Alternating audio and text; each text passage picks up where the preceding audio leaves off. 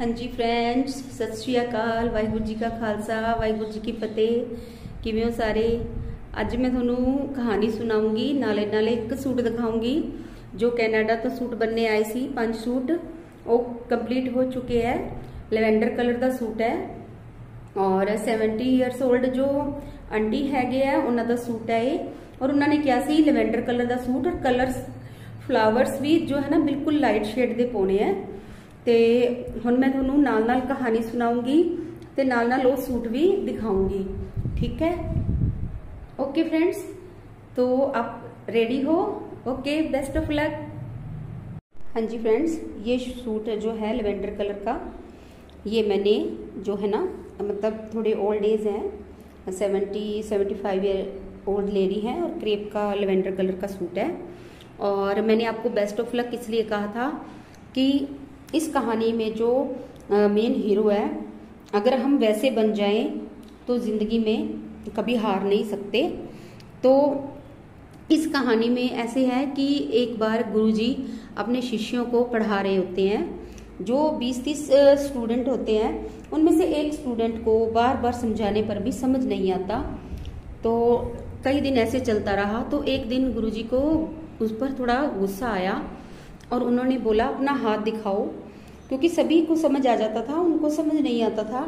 तो उनका हाथ देखकर बोले कि तुम्हारे हाथ में तो विद्या की रेखा ही नहीं है, तो आप कल से स्कूल मत आना, क्योंकि तुम्हें कितना भी समझाया जाए तुम नहीं पढ़ सकते। लेकिन उस बच्चे में पढ़ने की बहुत रुचि थी, लेकिन उन्हें समझ नहीं आती थी पढ़ाई। लेकिन उन्होंने ये था कि मैंने पढ़ना ही है नहीं गुरुजी। तो एक दिन उन्होंने चाकू की सहायता से, जिससे वो अपनी कलम छीलते थे, मतलब उसे धीरे धीरे हाथ पर निशान बना लिया और रोज उस जगह पर रेखा बनाने लग गए। और एक रेखा उन्होंने अपने आप ही निशान बना लिया और बोले कि ये देखो अब तो मैं पढ़ने आ सकता हूँ। और गुरुजी उसकी इस बात को देखकर बहुत ही आश्चर्यचकित हो गए और उन्होंने बोला कि हाँ जी तुम आ सकते हो। कि इस कहानी से हमें ये शिक्षा मिलती है, मैंने बेस्ट ऑफ लक इसलिए बोला आपको।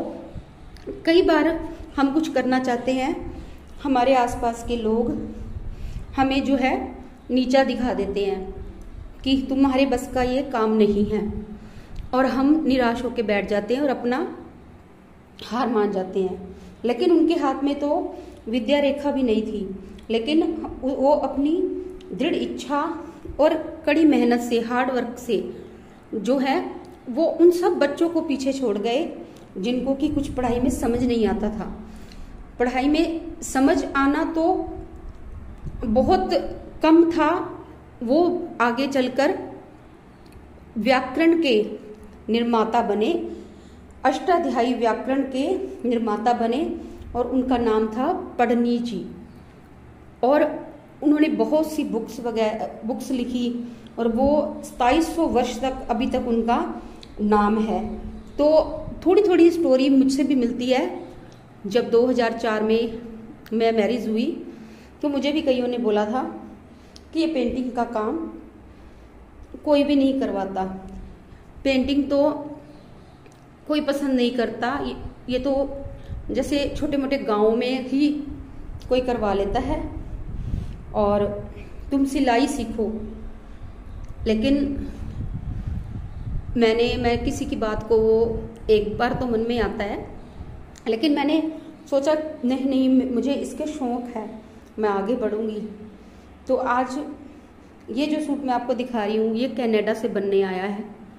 तो मुझे खुशी होती है कि जब मुझे आसपास ऐसा माहौल था कि सब नीचे गिराना चाहते थे और कहते थे कि तुम कुछ भी नहीं हो, कुछ भी नहीं कर सकती, तो फिर भी मैंने हार नहीं मानी और आज देखो। इसीलिए मैं आप सबको मोटिवेट करती हूँ, कुछ ना कुछ करते रहो, धीरे धीरे अपने आप ही जो है ना हम सफल होंगे, कामयाब होंगे। कम से कम इतना तो है, हम किसी पर बोझ तो नहीं है ना। ओके फ्रेंड्स, उम्मीद है आपको मेरी कहानी पसंद आई होगी। इसका जिस पर असर हुआ होगा वो मुझे तो नहीं लगता जीवन में कभी हार मानेगा, है ना। तो okay friends, bye, see you. अगर आपको मेरी कहानी पसंद आए तो एक लाइक शेयर और कमेंट तो बनता ही है।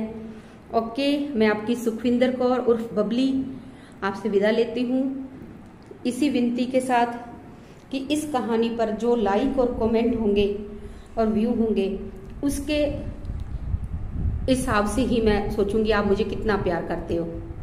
Okay, God bless you, best of luck for your future.